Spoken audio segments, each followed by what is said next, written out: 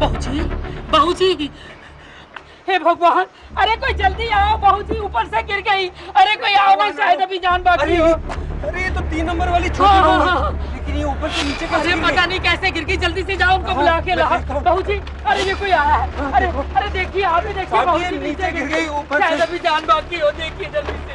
हे भगवान, बचा लो बाबूजी को। अरे जल्दी का, अरे जल्दी का, जल्दी। अजय अर्चना की बॉडी को पास ही के गोविंद राम अस्पताल ले गया, जहां पर उसकी अच्छी जान पहचान थी। उधर अनारो इस घटना की रिपोर्ट लिखवाने पुलिस स्टेशन पहुंची। वो मैं गुप्ता बिल्डिंग के सामने झाड़ू लगाती हूँ, ऊपर से बाबूजी गिर गई। बाबूजी कौन? जी वो 3 नंबर वाले सुदर्शन लाल जी की छोटी बहू।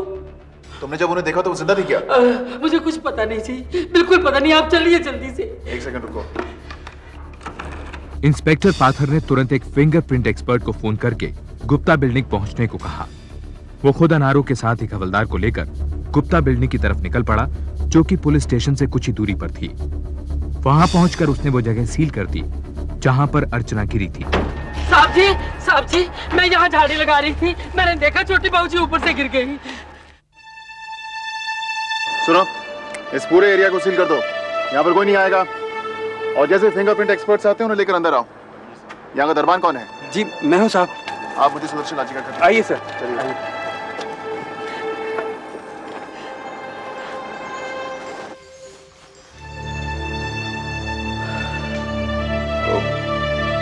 बाबूजी को हरिद्वार से बुलवा लेते हैं।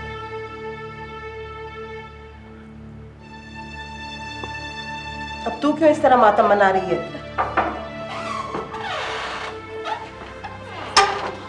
सुदर्शन लाल जी? जी वो तो हरिद्वार गए हुए। आप? मैं अजय, सुदर्शन लाल जी का छोटा बेटा। अर्चना आपकी पत्नी थी, आज सुबह उसकी मौत हो गई।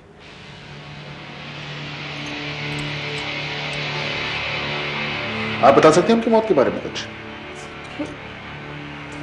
जा बहू, तू अंदर जा, इसकी तबीयत ठीक नहीं है।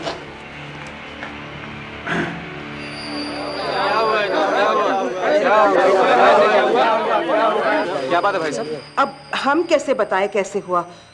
अर्चना रोज सुबह कबूतरों को दाना डालने जाती थी, आज भी गई होगी। पता नहीं कौन सी सुध में रहती थी। मैं तो पूजा कर रही थी, शायद पांव फिसल गया होगा छत पर से। तो आपने पुलिस को इसके बारे में पहले क्यों नहीं बताया? जी मुझे लगा अभी वो जिंदा है, इसलिए हम सबसे पहले उसको हॉस्पिटल ले गए। कहाँ जा रहे आप? अंदर जाना है। अंदर नहीं जा रहे आप? हटिए ना, कैसे नहीं जा सकते? अरे आप अंदर जा सकते? क्या बात है? अर्चना कहाँ है? आप कौन है? जी मैं उसका बड़ा भाई। I am sorry, she is dead. Phone की छत से गिरकर। ये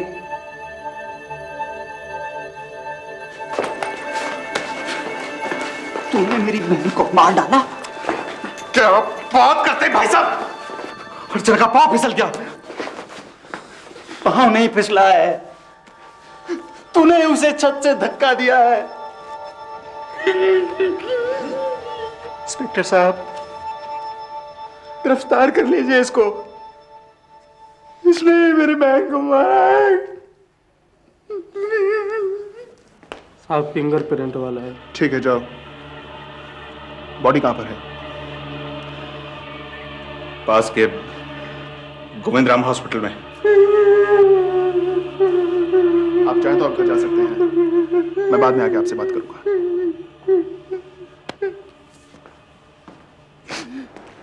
ऊपर जाने के कितने रास्ते हैं यहाँ पर? साहब 2, लिफ्ट और सीढ़ियों।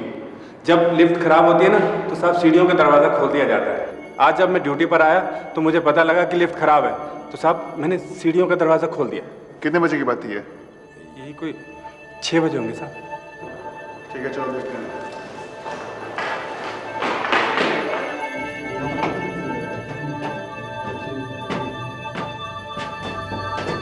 इंस्पेक्टर पाथर को सीढ़ियों में एक छोटा चाकू मिला। उसे छत के पास टूटी हुई चूड़ियां भी मिली।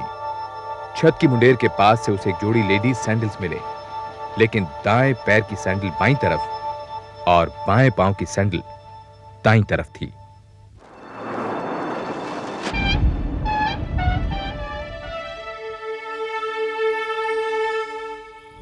एक बात समझ में नहीं आई, अगर अर्चना ने यहां से छलांग लगाई थी तो वो उस छज्जे से क्यों नहीं टकराई? पीछे चलिए आप लोग।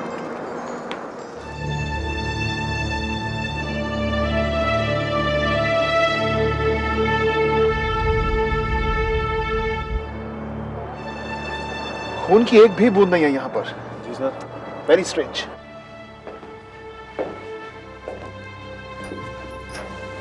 बड़ी देर लगा दी। अर्चू कहाँ है?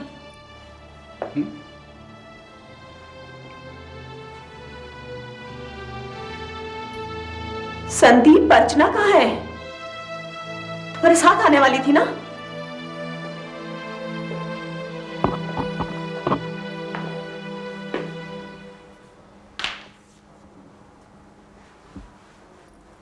संदीप, अर्चना कहाँ है? मेरे अर्चू कहाँ है?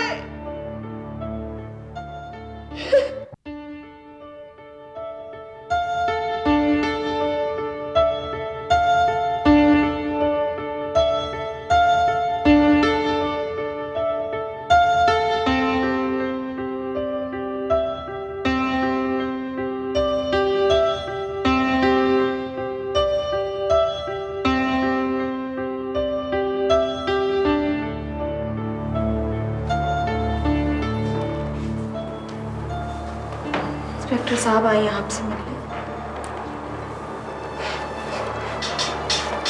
माफ कीजिए, मैं आपसे अर्चना के बारे में कुछ पूछताछ करने के लिए आया था। उन्हीं लोगों ने मारा है दहेज के लालच में। वो बहुत परेशान थी। हमें तो उसकी परेशानी बहुत बाद में पता चली। सभी कुछ तो दिया हमने।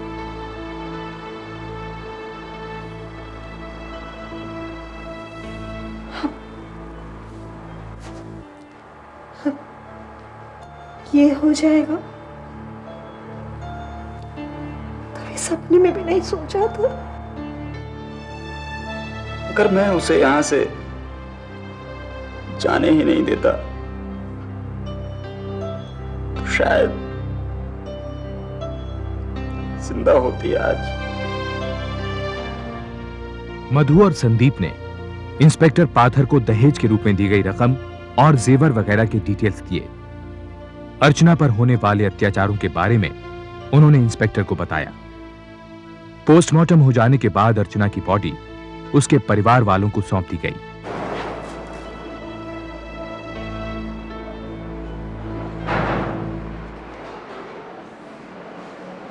अर्चू, अर्चू, अर्चू,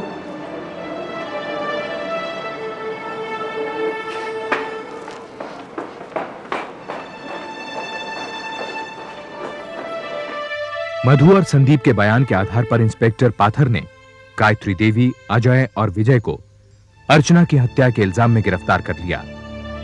इस दौरान सुदर्शन लाल भी हरिद्वार से लौट आए थे।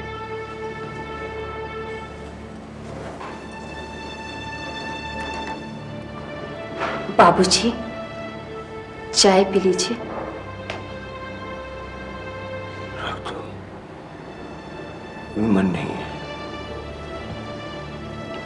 बाबूजी, जो चला गया वो तो चला गया। जो बचे हुए हैं उनसे तो मुंह मत मोड़िए। बहू, सबको अपने किए की सजा इसी जन्म में मिल जाती है। इसमें मैं क्या कर सकता हूं? बाबूजी, वकील तो हो ही गया है। अगर आप कुछ लोगों से बात करें तो शायद। एक गलती तो मैं कर चुका हूं।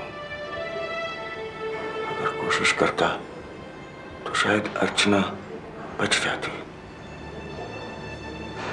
लेकिन उसको मारने वालों को बचाकर मैं दूसरी गलती नहीं करना चाहता।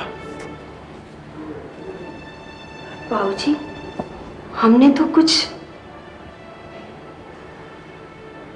हाँ, इतना जरूर कर सकता हूं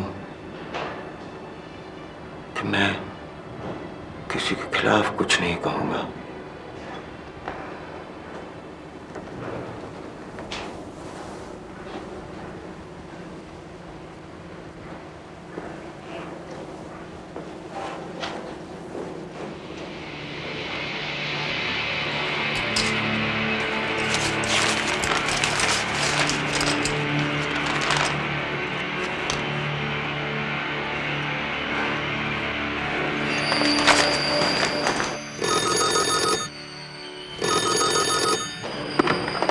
इंस्पेक्टर पाथर। जी, मैं सुदर्शन लाल जी के यहाँ से बोल रही हूँ। आप अभी आ जाइए, हमें वो अर्चना का सुसाइड नोट मिला है। What? अच्छा ठीक है, आप रुकिए, मैं आता हूँ अभी। लिखावट तो उसी की लगती है, लेकिन मैं नहीं मानता कि उसने आत्महत्या की है। यह खत उससे जबरदस्ती लिखवाया गया है इंस्पेक्टर साहब। आपके पास अर्चना की हैंडराइटिंग में कुछ और है क्या? जी, उसके कुछ गाने की कॉपी। इंस्पेक्टर साहब, ये इस लेटर की वजह से वो लोग छूट तो नहीं जाएंगे ना? नहीं नहीं, मुझे ऐसा नहीं लगता बिल्कुल भी। देखिए, आपका केस काफी स्ट्रांग है, डोंट वरी। इंस्पेक्टर साहब,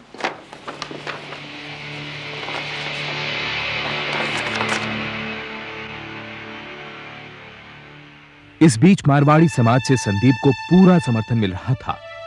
जगह जगह जुलूस निकाले गए और दहेज के लालची हत्यारों को कड़ी सजा देने की अपील की गई। पुलिस की तहकीकात खत्म होने के बाद यह केस सेशंस कोर्ट पहुंचा। प्रोसिक्यूशन लॉयर नागपाल ने केस के डिटेल्स कोर्ट के सामने रखे। योर ऑनर, जिस जगह अर्चना की डेड बॉडी गिरी थी, वहां से खून का एक कतरा भी नहीं मिला। इससे बात साफ जाहिर है कि अर्चना की मौत पहले ही हो चुकी थी। अर्चना की मौत के बारे में और जानकारी हासिल करने के लिए मैं अर्चना का पोस्टमार्टम करने वाले डॉक्टर त्रिपाठी को विटनेस बॉक्स में बुलाना चाहूंगा। डॉक्टर त्रिपाठी, अर्चना की मौत की वजह? जी, अर्चना के शरीर में 34 मल्टीपल इंजरीज थे, जिनमें से 20 अंदरूनी चोटें थी। उसके शरीर पर मल्टीपल फ्रैक्चर्स थे, उसके 10 रिब्स टूट चुके थे, उसका लीवर, स्प्लीन और लंग्स सब बुरी तरह रप्चर्ड थे, जैसे किसी वाइटल रिएक्शन की वजह से हुआ होगा। उसके चेहरे पर नाखूनों के निशान भी थे। अच्छा डॉक्टर, क्या यह सच है कि जब अर्चना की डेड बॉडी को हॉस्पिटल लाया गया तो उसके कपड़े फटे हुए थे, लेकिन उन फटे हुए कपड़ों से चोटों के कॉरेस्पॉन्डिंग निशान नहीं मिले? जी, ये सच है। योर ऑनर, हर रोज की तरह उस रात भी अर्चना की कस के पिटाई की गई।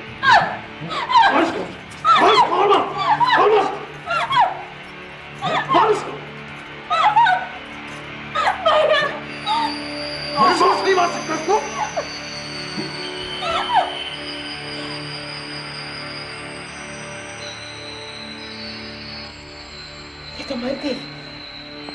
अर्चना के मर जाने से ये लोग घबरा गए और इन्होंने इस मौत को आत्महत्या का जामा पहनाने की सोची।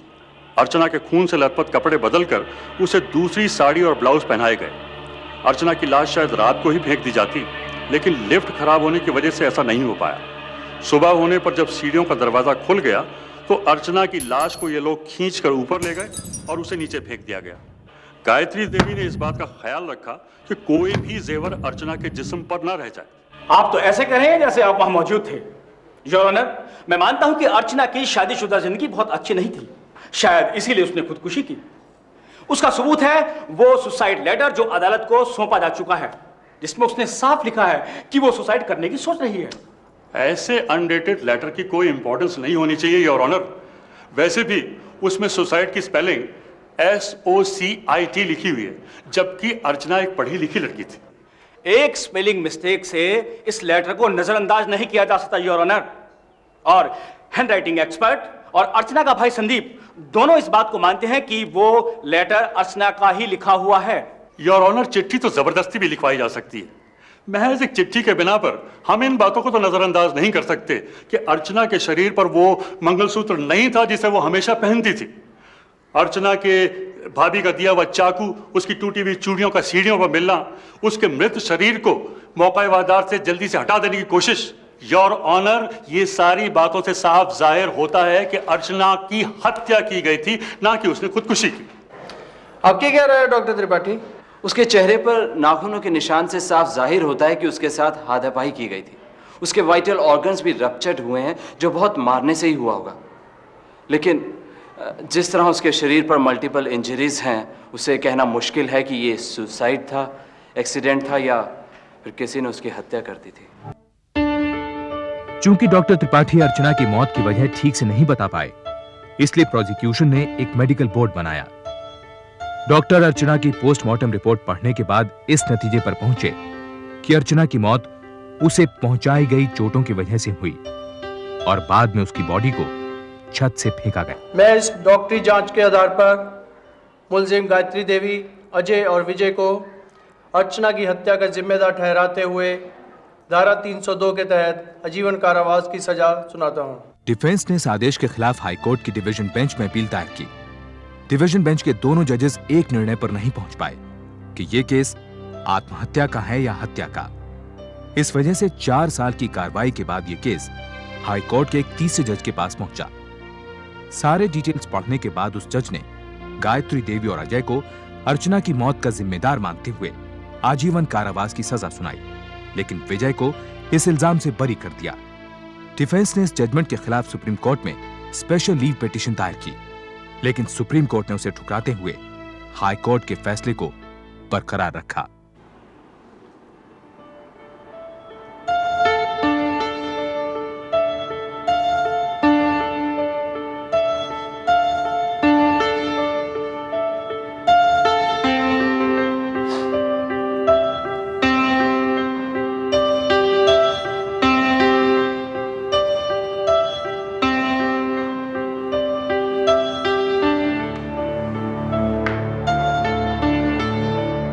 मैं तुझे जीते जी तो खुशी नहीं दे पाया,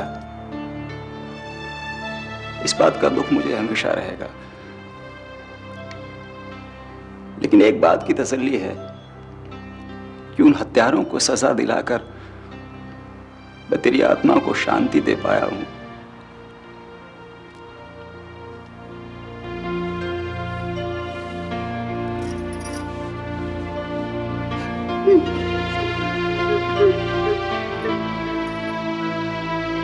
गायत्री देवी और अजय दिल्ली की तिहाड़ जेल में अपनी सजा काट रहे हैं। सुदर्शन लाल का कुछ साल पहले देहांत हो गया। मरने से पहले वो अपनी जायदाद से अर्चना के नाम एक ट्रस्ट बना गए। विजय और सुकन्या दिल्ली छोड़कर कहीं और चले गए। संदीप और मधु दिल्ली में ही रहते हैं और दहेज पीड़ित औरतों की सहायता में जुटे हुए हैं।